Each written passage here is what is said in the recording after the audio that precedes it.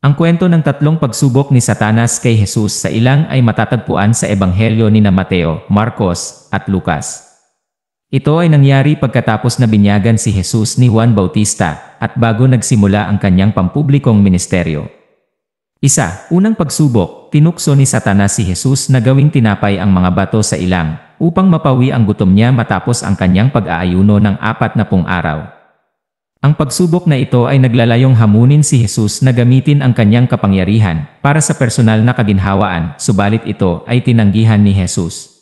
Pangalawang pagsubok, dinala ni Satanas si Jesus sa taluktok ng templo sa Jerusalem at tinukso na magtapon mula roon upang patunayan ang kanyang pagiging anak ng Diyos.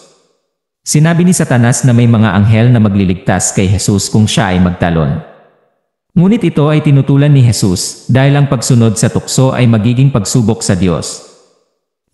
Pangatlong pagsubok, dinala ni Satanas si Jesus sa mataas na bundok at ipinakita ang mga kaharian ng mundo. Tinukso si Jesus na sumamba sa kanya upang mapasa kanya ang mga kaharian ito. Ngunit ito ay tinanggihan ni Jesus at sinabi na dapat lamang siya sumamba sa Diyos lamang. Sa bawat pagsubok, ipinakita ni Jesus ang kanyang matibay na pananampalataya at pagsunod sa kalooban ng Diyos. Sa pamamagitan ng pagsipi ng banal na kasulatan at pagtutol sa tukso, ipinakita ni Jesus ang kanyang kahandaan na manatiling tapat sa kanyang misyon at sa Diyos. Ang mga pagsubok na ito ay nagpapakita ng kahalagahan ng pananampalataya at pagsunod sa kalooban ng Diyos sa harap ng mga tukso at pagsubok na dulot ng kasamaan. Sa pamamagitan ng tatlong pagsubok na ito, ipinakita ni Jesus ang kanyang tapang, determinasyon, at pananampalataya sa harap ng tukso at kasamaan.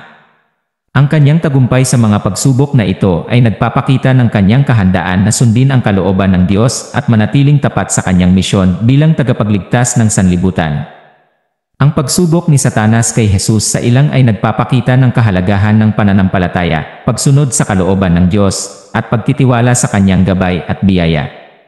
Sa pamamagitan ng pagtanggi sa tukso at pagiging matatag sa pananampalataya, ipinakita ni Jesus ang tamang halimbawa sa atin na kahit saan man tayo dinala ng ating mga pagsubok, maaari nating malampasan ito sa pamamagitan ng pananampalataya at pagtitiwala sa Diyos.